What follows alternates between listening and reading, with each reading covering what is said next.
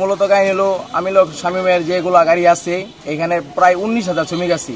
এই 19,000 শ্রমিকের একটা কর্মস্থান ব্যবস্থা করে দিব, পরে আমরা একটা বিকল্প ব্যবস্থা নিব। আর এর আগে কোনো বিকল্প ব্যবস্থা নাই।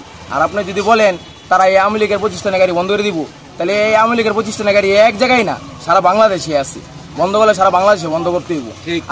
আর ঘটনা হয়েছে এটা আমার দেশের সম্পদ, কেন আপনি নষ্ট করবেন? আওয়ামী লীগের আমলে কি হানিফ গাড়ি চলে নাই, সোহাগ গাড়ি চলে নাই, গোল্ডেন লাইন গাড়ি চলে নাই, ভালো ভালো এনারা গাড়ি চলছে, কিছু তো বন্ধ করে নাই। হইতে পারে সুযোগ সুবিধা একটু কম দিচ্ছে, কিন্তু বন্ধ করে নাই গাড়ি।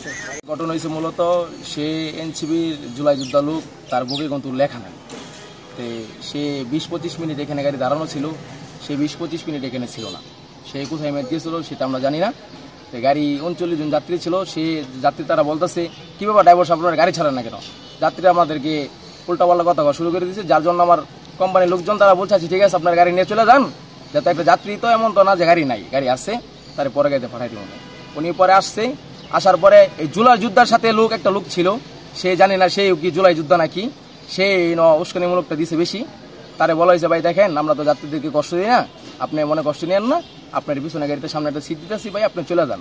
তার কথা হইলো এখানে তারা পরিকল্পনাভাবে আসছে যে এই সার্ভিসগুলো বন্ধ করে দিব। আর যদি সার্ভিসই বন্ধ করে দেয়, সারা বাংলাদেশে আওয়ামী লীগের প্রতিষ্ঠান আছে, বন্ধ করলে আগে এইগুলো বন্ধ করতে হবো, পরে এগুলো বন্ধ করতে হবো। কেন শ্রমিকের পেটে লাথি দিব? আমরা কি শ্রমিক না? আমরা তো কোনো মালিক চিনি না, কোনো নেতা বেতা চিনি না। আমরা কর্ম করে খাই, দিনে না দিন খাই, আমরা ফ্যামিলি চালাই। আর সবচেয়ে বড় কথা হইলো এই কোহিনুর সাহেব আর দসিম সাহেব, তারা এরা উস্কানিমূলক দিছে। তারা এনসিবির ছাত্রদের সাথে তারা কি করবে, তাদের কি সম্পর্কটা? আমাদের এটা এলো দাবি, আমরা গাড়ি গুড়ি ছেড়ে দেবো। আমাদের এই দাবিটা যদি তারা মাইনে নেয়, আর যে লোকটা অ্যারেস্ট করে নিছে তাকে ছেড়ে দিতে হবে, ঠিক আছে?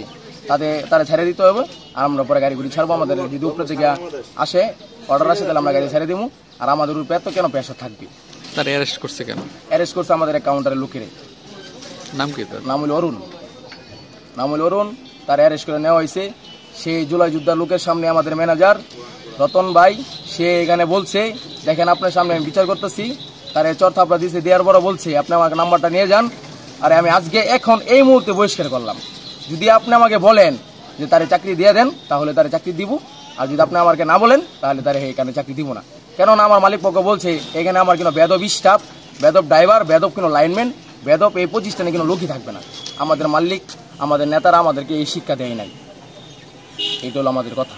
যদি মূলত কাহিনী হলো আমি শামীমের যেগুলো গাড়ি আছে এখানে প্রায় 19,000 শ্রমিক আছে। এই 19,000 শ্রমিকের একটা কর্মস্থান ব্যবস্থা করে দিব, পরে আমরা একটা বিকল্প ব্যবস্থা নিব।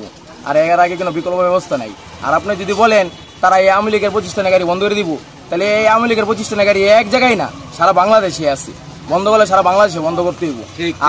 আর ঘটনা হয়েছে এটা আমার দেশের সম্পদ, কেন আপনি নষ্ট করবেন? আওয়ামী লীগের আমলে কি হানিফ গাড়ি চলে নাই, সোহাগ গাড়ি চলে নাই, গোল্ডেন লাইন গাড়ি চলে নাই, ভালো ভালো এনারা গাড়ি চলছে, কিছু তো বন্ধ করে নাই। হইতে পারে সুযোগ সুবিধা একটু কম দিচ্ছে, কিন্তু বন্ধ করে নাই গাড়ি। এটা এভাবেই ছিল। এখন কেন আমাদের পেটে এত লাথি দিবে ভাই? আমরা তো শ্রমিক, খেটে খাওয়া মানুষ, আমাদের উপরে এত অত্যাচার কেন? আমরা কি মানুষ না? আমরা মানুষ না কোনটা ভাই? অন্য সার্ভিস দিলে দেখ, তাতে তো আমাদের কোনো সমস্যা নাই। ওইখানে তো কর্মসংস্থান হয়তো ঠিক আছে, কিন্তু এখানে তো দিবে না। এখানে কে আসবে? এখন কি যাত্রীদের ভোগান্তি হচ্ছে? প্রচুর পরিমাণে ভোগান্তি হইতেছে। আজকে রবিবার, আমরা আজকে এখানে যদি 50টা গাড়ি থাকতো, আমরা 50টা গাড়ি সকাল 8টার আগে ক্লিয়ার হয়ে যেত, ঢাকার উদ্দেশ্যে আমরা চলে যেতাম। আর এই ভোগান্তিটার মধ্যে পড়ছে যাত্রী। এমন অফিস আছে দেখেন গা, যদি একজন না যা তাহলে তার অ্যাবসেল করা হয়, তার বেতন থেকে কাইটা দেওয়া হয়। ওই মানুষও তো একটা ফ্যামিলি চালা। তাহলে যদি এইভাবে তারা এই ছাত্ররা যদি এইভাবে উস্কানিমূলক দেয়, ঠিক আছে, তাহলে কিন্তু এটা মাইনা নেওয়া যায় না, এগুলো কিন্তু হয় না। নাম কি আপনার? আমার নাম জাহিদ হাসান টিকেন। কি করেন আপনি? আমি ড্রাইভার। ছাড়তে হবে, যারা গ্রেপ্তার করা হয়েছে তাকে ছাড়তে হবে।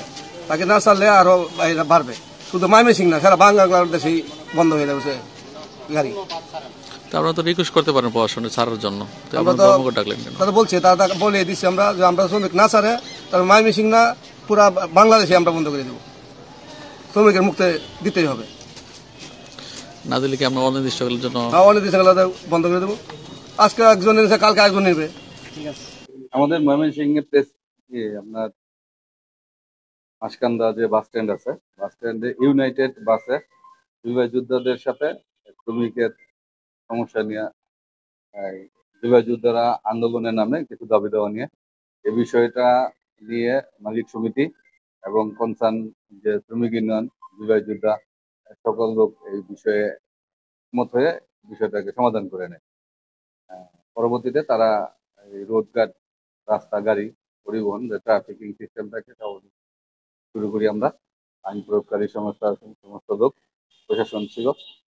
পরবর্তীতে ঢাকা থেকে মালিক সমিতি এবং এই কনসার্ন যে শ্রমিক ইউনিয়ন, তারা প্রথমে সিদ্ধান্ত নেয় যে ইউনাইটেড আর হচ্ছে শৌখিন, এই দুইটা গাড়ি বন্ধ থাকবে।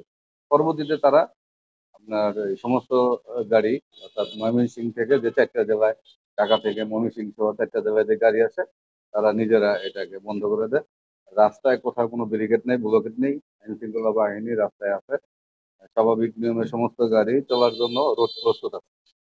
তাদের নিজস্ব কোনো বিষয় যদি ইন্টারনালি তারা শেষ করে, আমি আশা করবো তারা দ্রুত এই সমস্যা সমাধান করে গাড়ি ঘোড়া নিজেরা চালানো শুরু করবে, পাবলিকের দুর্ভোগ কমে আসবে।